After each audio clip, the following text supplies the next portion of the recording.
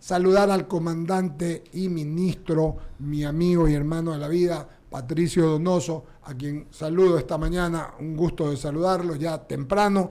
Como estamos acá, mi querido ministro, vamos a comenzar esta entrevista con el mayor de todos nosotros. El abogado Ramiro Cepeda arranca con la entrevista. Ministro, ¿cómo le va? Qué gusto verlo a los tiempos, ¿no? Se había perdido. Muchas gracias, Ramiro. El tema es que estábamos en las conversaciones inherentes al salario básico unificado, de lo cual entiendo vamos a conversar hoy. Pero antes de aquello, Ramiro, con tu venia, algo escuché que algún pariente del comandante, Eduardo, cumplía años. Su hoy. hija Valentina. Sí, felicitaciones. Hazle Gracias, llegar comandante. todo mi cariño, comandante. Gracias, comandante querido. Gracias, comandante. Gracias. Gracias. Y por otro lado, les pido a ustedes que le den un abrazo de mi parte a mi buen amigo Pepe Pilegui. Tengo amistad con Pepe desde el tiempo en que se manejaban temas de orden eléctrico en el gobierno de Gustavo Noboa, de tal manera que desearle a él y a Demelec todo tipo de éxitos en este año, y se lo dice de corazón un hincha de la Liga Deportiva Universitaria de Quito. Qué belleza, ministro, lo más grande, comandante. Algo de malo tenía el ministro. Para Barcelona. Aquí este barcelonista amargado. Bueno, vamos Oiga, ministro. Sí. Uno quedó ilusionado, peor que novio feo en el altar, el día 1 de mayo, cuando aquí hicimos una entrevista en que estaba usted, estaba el director del sector empresarial y el director del sector laboral. Y se llegaron a acuerdos mínimos de consenso, entre los cuales algunos puntos coincidieron y se iban a poner en pronta ejecutoria. De eso, ¿qué ha pasado? Cri, no he escuchado nada, salvo que yo tenga mis oídos tapados o no haya leído algo que haya sucedido. Su opinión, ministro. Uno de los ecuatorianos distinguidos que activó ese diálogo se llama Eduardo Mendoza. El comandante activó a través de la radio I-99 el que nos reunamos y conversemos los implicados en estos temas de orden laboral. Y el comandante le puso mucho empeño.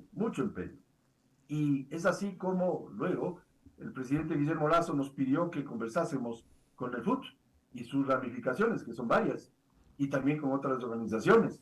Y todo iba caminando, Ramiro, todo iba caminando. ¿Hasta qué?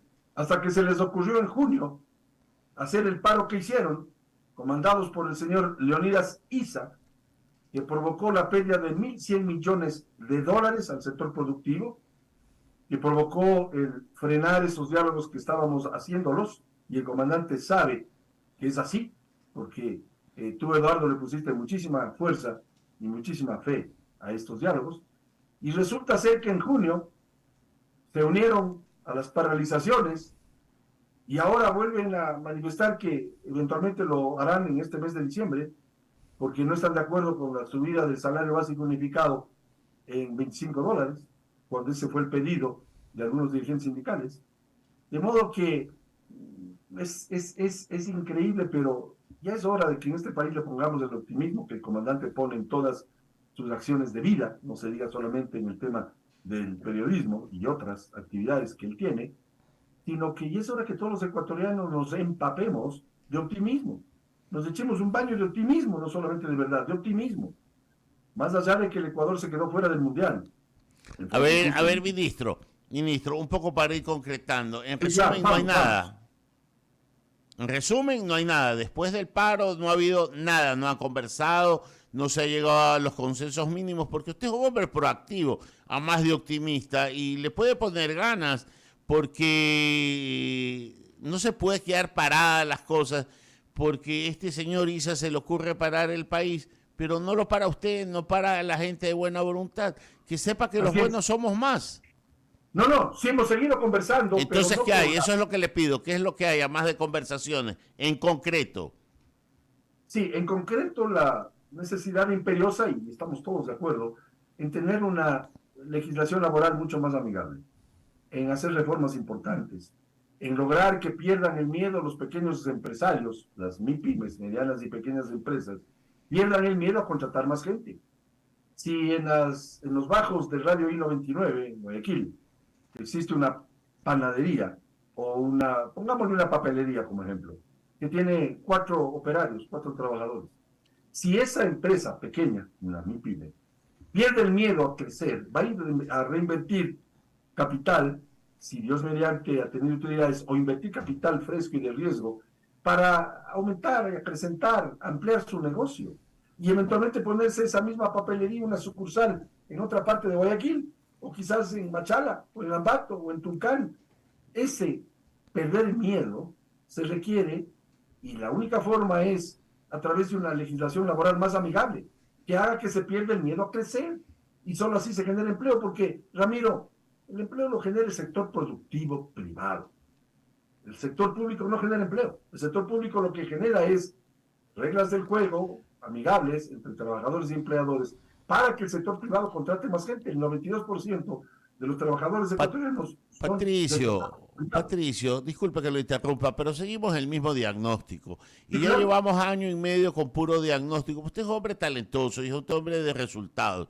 Todo lo que me dice es un diagnóstico, pero el resultado, por lo que se genera empleo, por lo que se aumenta la capacidad laboral en este país, que da riqueza a la nación, y coincido con usted que el sector privado es el que da la riqueza, hay que dar los elementos constitutivos para que esto suceda. Y tampoco la consulta popular lleva una pregunta que abone en este sentido. Entonces, nos hemos quedado inmovilizados desde junio, y esto no puede ser. Pero es que no es así. No es así, y tal vez voy a centrarme en su inquietud periodística, en tu inquietud periodística, Ramiro. En efecto, no nos hemos quedado parados. Y mira tú que hemos generado 508,000 plazas de trabajo y empleo, con acciones propias de un gobierno que se preocupa de que se genere empleo, de que le den a los empresarios y al sector productivo privado confianza, seguridad jurídica. Y es así como hemos generado 508,000 plazas de trabajo y empleo adecuadas, que se dice rápido, pero es bastante. 508,000 familias que se han visto beneficiadas con un empleo adecuado en lo que va del gobierno del presidente Guillermo Lasso. ¿Cómo lo hemos logrado? A través de la suscripción de acuerdos comerciales y la tratativa de tener nuevos. Alianza del Pacífico, y para ser parte de la Alianza del Pacífico estamos prácticamente cerrando la negociación de un tratado comercial con México. Hemos cerrado acuerdos comerciales, me parece que con Costa Rica, estamos intentándolo y en gran fuerza, con un altísimo porcentaje con Canadá, Japón, Corea del Sur, para que venga más inversión. Mira, Ramiro, hemos vendido 178,000 millones de dólares, que es un récord histórico. Y tú dirás, ¿y para qué sirve eso? Para generar más empleo, para generar entrada de divisas al Ecuador. Y vamos a cerrar el año con 200,000 millones de dólares en ventas, que significa más empleo y más utilidades a las empresas, por lo tanto mayor capacidad de contratar personas. Por eso es que el sector privado ha contratado 508,000 personas en estos meses, sin duda alguna. Hemos hecho acuerdos ministeriales que provoquen mayor contratación. No nos hemos quedado dormidos, pero evidentemente que la Asamblea Nacional le está debiendo al país una normativa nueva. Mira, el presidente Guillermo Lasso presentó el 24 de septiembre del año pasado una normativa laboral amigable, y resulta que no se abrió la carpeta en el CAL, no se calificó, ni siquiera se calificó, cuando lo que correspondía, y yo estuve 4 años en el CAL, 2 como vicepresidente, lo que correspondía es hacer uso de algo que se inventó hace algunos siglos, el debate legislativo, que se canalice ese proyecto a la Comisión Legislativa Permanente Especializada, posiblemente la de los trabajadores, y se debate el proyecto y se lo mejore, porque no existe proyecto o ley perfecta, y resulta que ni siquiera se lo calificó, pero nosotros no nos frenamos así. Ayer me reuní con la nueva presidenta del PUT, Marcela, me reuní con la nueva dirigencia de la CEOLS, porque yo converso con los dirigentes sindicales todo el tiempo, y con los dirigentes empresariales todo el tiempo, pero claro, nos topamos el momento en que llegamos a ciertos consensos, Ramiro, con que la Asamblea no trata un proyecto de una legislación laboral amigable. Mira, tú acabas de mencionar la consulta popular, y la Corte Constitucional acaba de negar la pregunta aquella que intentaba dar incentivos a las empresas que contraten a personas por sobre los 45 años de edad, y acaban de negarlo. Entonces, hagamos las cosas, cada cual lo suyo, sin duda alguna, Comandante. pero también miremos a otras funciones del Estado que no están cumpliendo. Yo coincido plenamente contigo en cuanto a eso. Hay unas funciones terribles, pero yo quiero solamente hacerte una reflexión, y aquí estamos los tres para reflexionar sobre lo que voy a decir. Sí. El presidente de la República en campaña ofreció un aumento y dijo que iba a aumentar $100, $25 cada año. Que yo recuerde un aumento de esta naturaleza así de fuerte, no lo recuerdo en tiempos.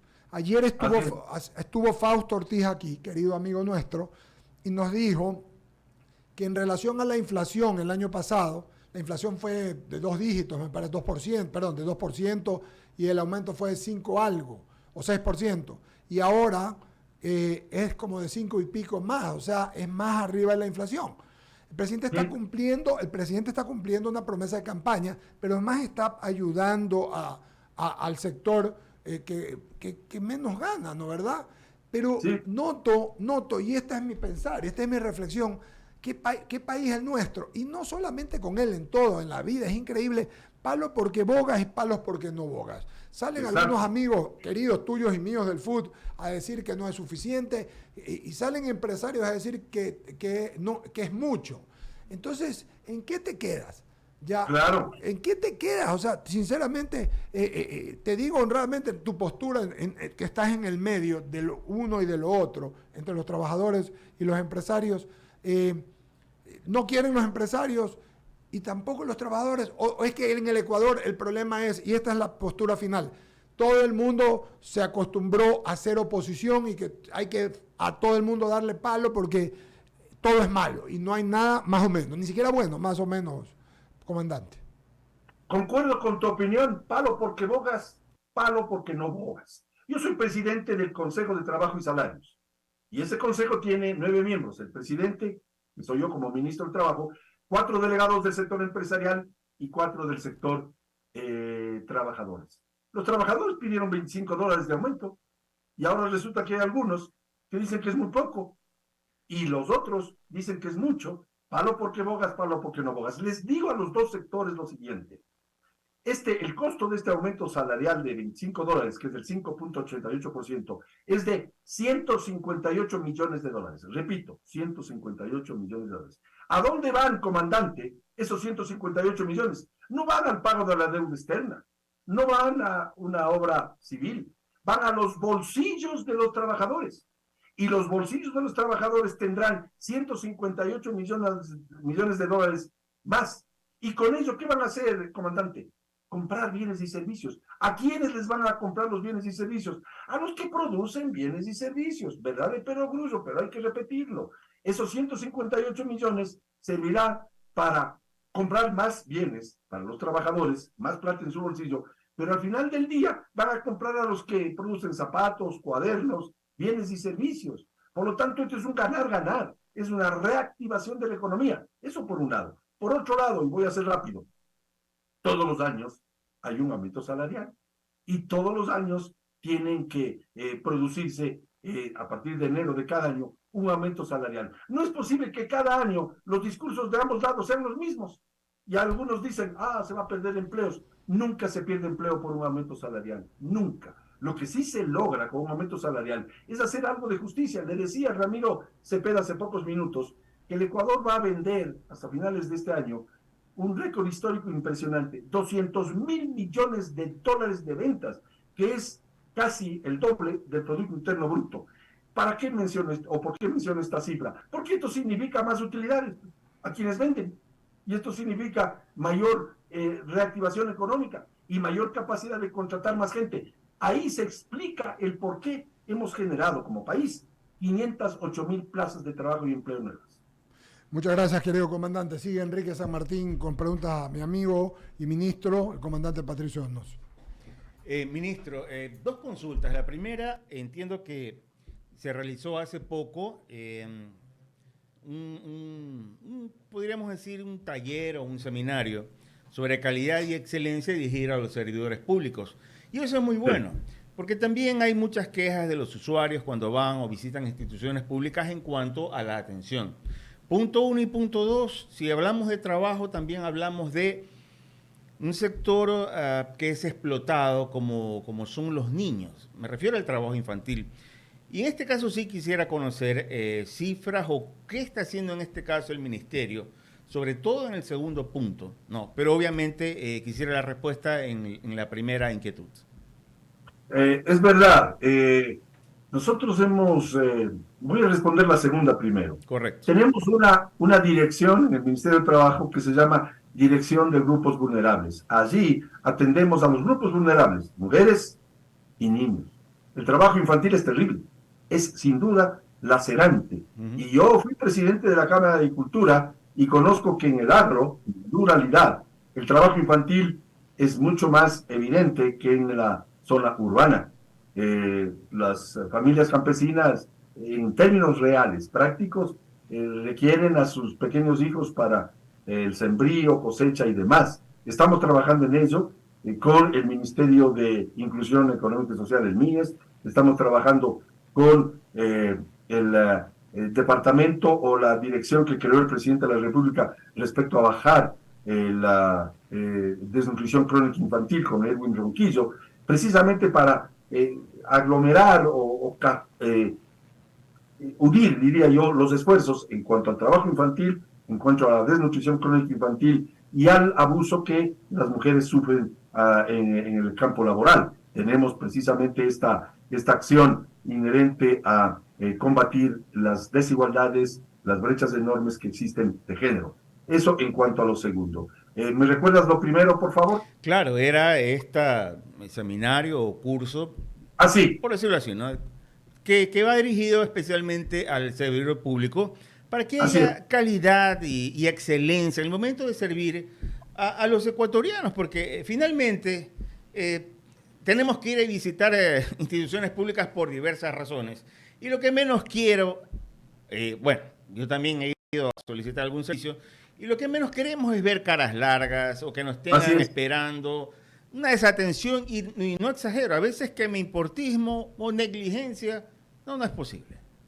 Cuando iniciamos estos seminarios, yo empecé mi intervención, mi discurso, diciéndoles la siguiente frase: vuelva el lunes. Yo estoy harto de esa frase de vuelve el lunes. Sí, señor. Y por supuesto, esto activó a que la gente se concentre o atienda bien mi intervención como ministro del Trabajo. Y hemos logrado premiar, y ya hemos premiado, y es una enorme satisfacción de mi parte, a muchas instituciones que han mejorado su servicio, sin duda alguna, porque hemos hecho este taller ya algunos meses, casi un año. Y esto ha implicado que yo, con mucho gusto, entregue pergaminos de aplausos a aquellas instituciones públicas que han mejorado su servicio. El SRI, el Registro Civil y otras instituciones, incluso un par de ministerios, que han mejorado su servicio, precisamente porque hemos caído en cuenta aquella frase tan conocida que es: el cliente siempre tiene la razón. También, eso en el sector privado. Gracias. Si eso trasladamos al sector público, ¿quién es nuestro cliente en el sector público? La gente. La gente. Sí, y a esa gente hay que atenderle bien como se merece. Y no es dable que un ecuatoriano, perdiendo incluso muchas horas del día, va a una oficina pública y no es atendida. Eso es reprochable, y lo ha sido por parte de estos seminarios. Bien, anotas tú que hemos tenido durante, me parece que son 10 meses ya, y estamos logrando resultados positivos, y seguiremos bregando en ese sentido, porque el cliente, que es el ciudadano, siempre tiene la razón. Bien, me quedo con esa frase. Ramiro, no sé, ¿tú querías acotar algo, Ramiro? Sí, Patricio, yo quería que me indique esos 508.000 empleos, ¿dónde está? ¿De dónde saca esa cifra usted? El INEC hizo la encuesta típica que hace todos los meses. El 31 de octubre cerró los datos, a octubre por supuesto, y esa es la cifra, 508.000. ¿Dónde están básicamente? En gran medida en el sector de servicios, en el sector servicios, en el sector de la construcción y en el sector agrícola. ¿Y por qué esto último, Ramiro? Porque el gobierno implementó con éxito hasta hoy el plan del crédito 1.30, es decir, créditos al 1% a 30 años plazo. Esto está reactivando el trabajo en la ruralidad, en los artesanos. Hemos trabajado con Cuti Casa, que es la presidenta de la Junta Nacional de Defensa del Artesano, Un dato que es importante conocerlo y qué bueno que en INO29 lo pueda decir. Existen 1.953.000 artesanos en el Ecuador. Hemos reactivado al sector artesanal. Eso ha implicado generación de empleo a través de la contratación de operarios en los talleres artesanales. Otro dato importante, nuestro proyecto de ley, aquel que presentó Guillermo Lasso el 24 de septiembre del 2021, mencionaba el subir de 20 a 50 el número de operarios por taller artesanal sin que pierdan las prebendas que tiene la ley de los artesanos. Ese es el proyecto que no fue ni siquiera calificado, ni siquiera abierta la carpeta. Por tanto, allí están, Ramiro, en el sector de la construcción. Tú verás, y tú vives en Guayaquil, yo vivo en Quito, pero recorro todo el país. Hay una enorme reactivación en el sector de la construcción. Tú ves edificios construyéndose en las ciudades grandes del país. Total, en todas las cuadras hay por lo menos una edificación que está construyendo. Patricio, y disculpe, a mí me toca ser abogado del diablo y ese es mi oficio por acá. Si hay tanto trabajo adecuado, si hay aumentado las ventas en volúmenes importantes, si la recaudación de puestos es importante, ¿por qué el país se sigue sintiendo que no está bien, que no hay dinero en movimiento, que no se siente la riqueza? ¿Por qué sigue aumentando el bono? ¿Por qué sigue aumentando la desnutrición infantil? Estamos de acuerdo que estaba desatendida y que la están atendiendo. No quiero denostar nada, pero discúlpeme, esto es más o menos como que usted contrata al mejor médico, tiene su enfermo, su pariente en terapia intensiva, lo ve trabajar, ve que da los exámenes, le mandan la medicina, pero el enfermo no mejora pese a que los exámenes digan que sí. Algo está pasando, algo no se está haciendo bien, porque la percepción social es totalmente distinta a lo que usted, señor ministro, dice. El palo porque bogas, palo porque no bogas funciona en el Ecuador, como lo dice el comandante, todos los días. Aún con COVID, con la pandemia, revisa cualquier feriado largo y revisa cómo la gente tiene el dinero para ir de vacaciones a la playa o a la sierra o a cualquier lado. Dirígete tú a cualquier terminal terrestre y verás cómo la gente viaja de vacaciones con su familia. Vas al aeropuerto y ves cómo la gente sí está reactivada económicamente. Hay reactivación económica. Lo que pasa es que a veces no nos gusta mirar y ver cómo en efecto existe reactivación económica. Mira, el Ecuador es el país de menor inflación en toda América después de Bolivia. La inflación en Estados Unidos es del 8,5%. 8,5%. El Ecuador llegará al 4% y el próximo año al 2%. Pero Patricio, comparemos peras con peras y manzanas con manzanas. En Bolivia no está la dolarización, así que tenemos nosotros inflación en dólares. Y cuando yo le hablo con conocimiento de causa, lo que le voy a decir, 3 meses de echarse a llorar en negocios de comida, porque mis hijas lo tienen y hemos visto cómo la facturación ha descendido a la mitad. O sea, que aquí y han pasado feriados, ha pasado una final de Copa Libertadores, Estado Mundial, y nada que ver. Cuando yo le hablo con conocimiento de causa. Y así algunos negocios. Por eso digo que cuando ha aumentado el tamaño de la torta, los pedazos de la gente que tiene los pedazos más grandes han aumentado, pero los de la gente pequeña siguen en el mismo tamaño. Lo que quiere decir que el dinero está mal repartido. Evidentemente hay un reparto desigual en el Ecuador y ese es un mal endémico histórico, sin duda alguna.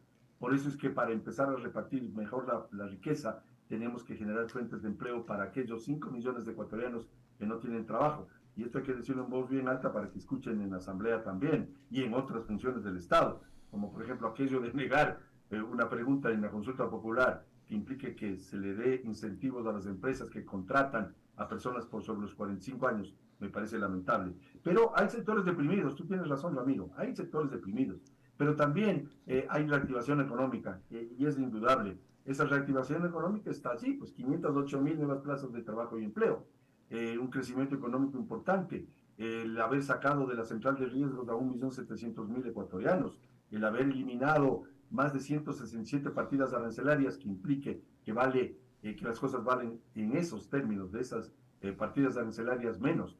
El haber subido el salario básico unificado a 425 en el 2022 y ahora en el 2023 a 450, reactiva la economía porque incorporamos 158 millones a la economía, a la reactivación de la misma, mayor capacidad de compra de los trabajadores y mayor capacidad de venta de quienes producen bienes y servicios.